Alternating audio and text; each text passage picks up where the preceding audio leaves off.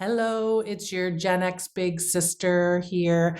And I have a little bit of a confession to make. I almost forgot about y'all tonight. Almost.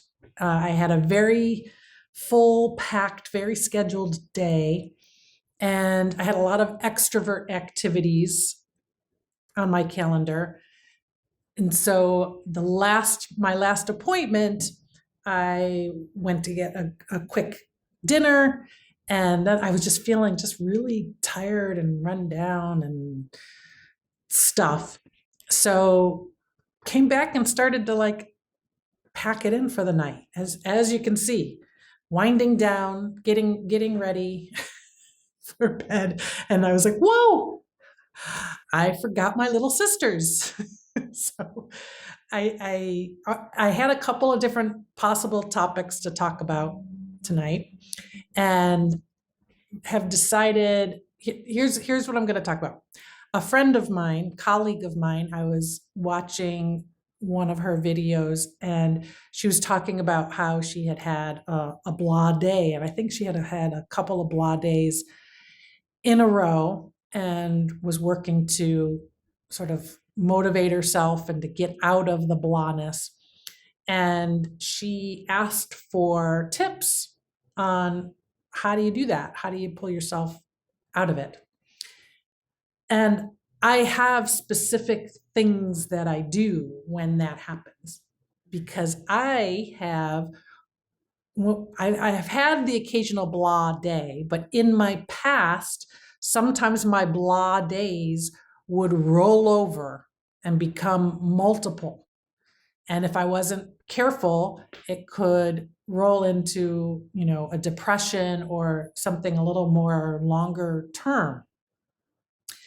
And I've learned a tool that I have is I plan for cocooning days, what I've called cocooning days.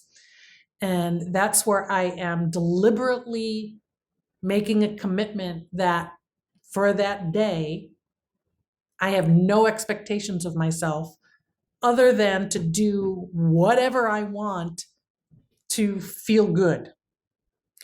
And if that means staying in my bathrobe all day, I had a bathrobe Sunday this past weekend. If that means binging Netflix, if that means going to see out to the movies, whatever it is that's gonna feel good. If it means, sitting home eating ice cream, whatever I want to do that's gonna make me feel good in the moment. And I plan that day ahead of time.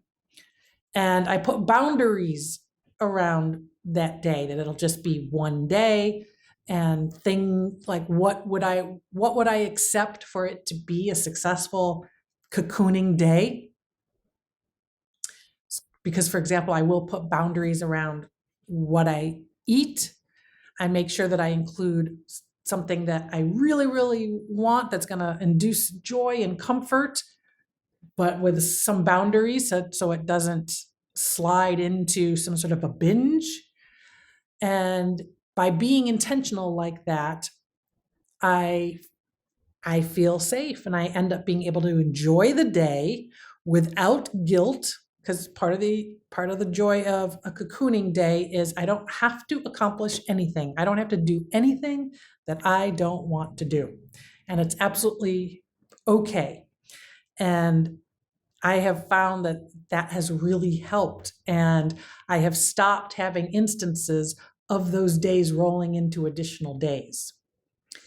And I'm able to get kind of back to it the next day. So that's one tip, one method, one tool that I use to sort of manage when I'm feeling that way.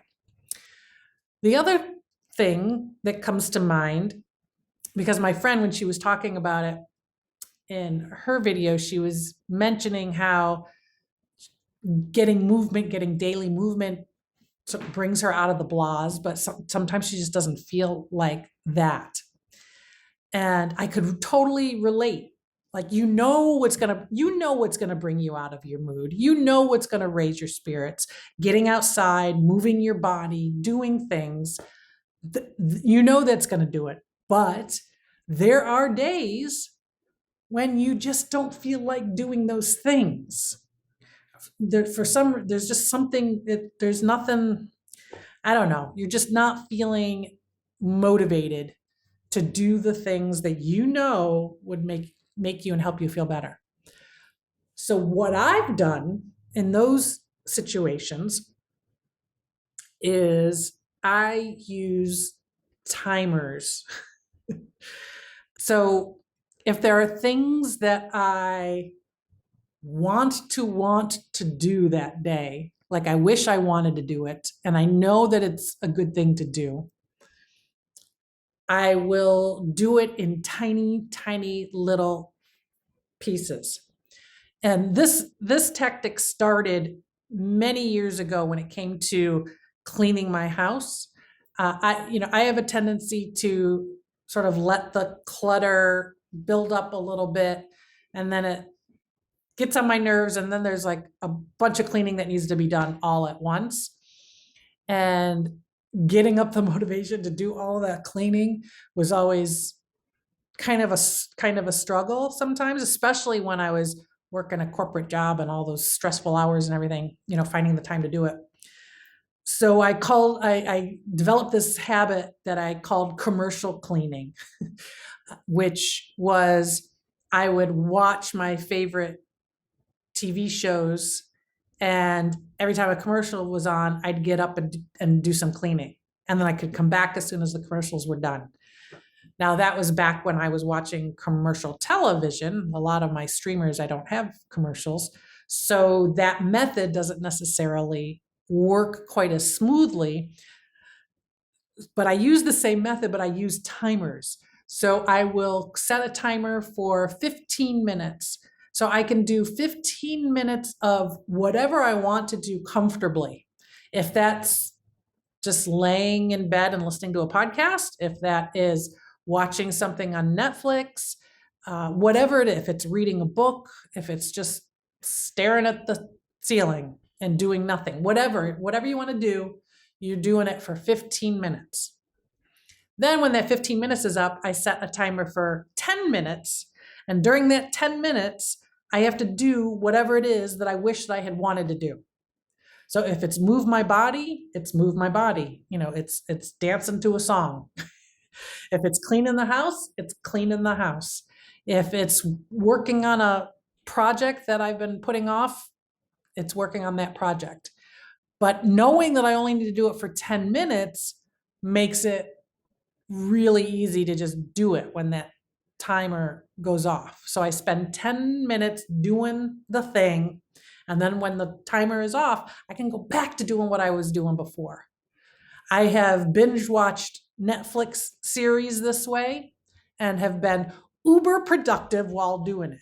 And what it does is, after at the end of the day, when I just feel better that I didn't just do nothing, I've pulled myself out of those blahs. Like we know that the action is what does it. It's kind of getting that action and getting it going that is like the tricky part. So those are just a few tips and tricks that I have used. I would love to hear, what do you do? What do you do to pull yourself out of the blahs? And when you don't kind of like feel like it, what do you do to dig deep and make it happen? Leave me a comment, not just for me, but for your fellow Gen X sisters and elder millennials or boomers, who all ages are really welcome here. It's, I'm the one that's Gen X, but leave the comment to help each other. And don't forget to like and subscribe to this channel. I really, really need and want and just need your support. This is your Gen X big sister signing off.